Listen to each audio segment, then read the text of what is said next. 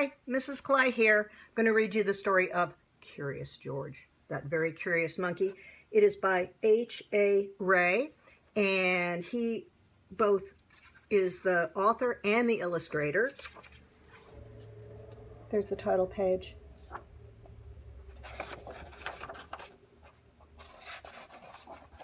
This is George. He lived in Africa. He was a good little monkey and always very curious. One day, George saw a man. He had on a large yellow straw hat. The man saw George too. What a nice little monkey, he thought. I'd like to take him home with me. He put his hat on the ground, and of course, George was curious. He came down from the tree to look at the large yellow hat. The hat had been on the man's head. George thought it would be nice to have it on his own head. He picked it up and put it on. It's a little big. The hat covered George's head. He couldn't see. The man picked him up quickly and popped him into a bag. George was caught. The man with the big yellow hat put George into a little boat, and a sailor rowed them both across the water to a big ship. George was sad, but he was still a little curious. On the big ship, things began to happen. The man took off the bag. George sat on a little stool, and the man said, "George, I'm going to take you to a big zoo in a big city. You will like it there. Now, run along and play, but don't get into trouble." George promised to be good, but it's easy for little monkeys to forget. On the deck, he found some seagulls. He wondered how they could fly. He was very curious. Finally, he had to try. It looked easy, but... oh, what happened? First this, and then this. "Where is George?" The sailors looked and looked. At last they saw him struggling in the water and almost all tired out. "Man overboard!" they cried as they threw him a life belt. George caught it and held on. At last he was safe on board. After that, George was more careful to be a good little monkey until at last the long trip was over.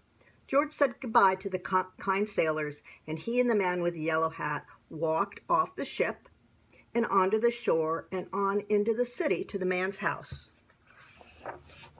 After a good meal and a good pipe, George felt very tired.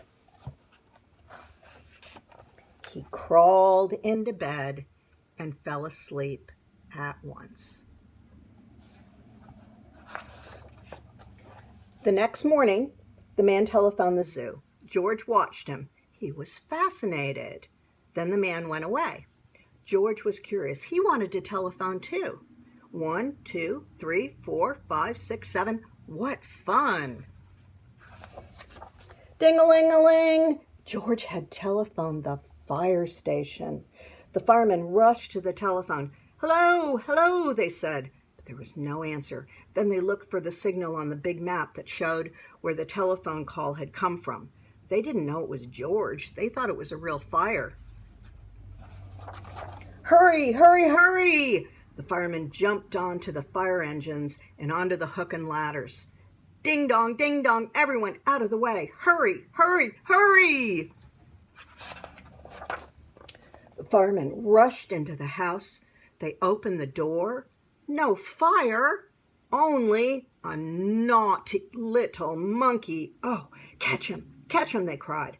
George tried to run away. He almost did, but he got caught in the telephone wire, and a thin fireman caught one arm and a fat fireman caught the other. "You fooled the fire department," they said. "We will have to shut you up where you can't do any more harm." They took him away and shut him in a prison. George wanted to get out. He climbed up to the window, to try the bars. Just then, the watchman came in. He got on the wooden bed to catch George, but he was too big and heavy. The bed tipped up, and the watchman fell over, and quick as lightning, George ran out through the open door, lickety-split. He hurried through the building and out onto the roof, and then, he was lucky to be a monkey, out he walked onto the telephone wires. Quickly and quietly over the guard's head, George walked away. He was free. Down in the street outside the prison wall stood a balloon man. A little girl bought a balloon for her brother. George watched. He was curious again. He felt he must have a bright red balloon. He reached over and tried to help himself, but instead of one balloon, the whole bunch broke loose. In an instant, the wind whisked them all away, and with them went George, holding tight with both hands. Up, up he sailed, higher and higher. The houses looked like little toy houses, and the people looked like dolls. George was frightened. He held on very tight. At first, the wind blew in great gusts. Then it quieted. Finally, it stopped blowing altogether. George was very tired.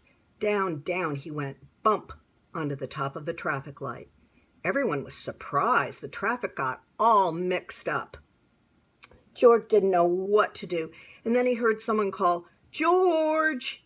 He looked down and saw his friend, the man with the big yellow hat. Phew. George was very happy. The man was happy too. George slid down the post, and the man with the big yellow hat put him under his arm. Then he paid the balloon man for all the balloons. And then George and the man climbed into the car, and at last, away they went. To the zoo! What a nice place for George to live.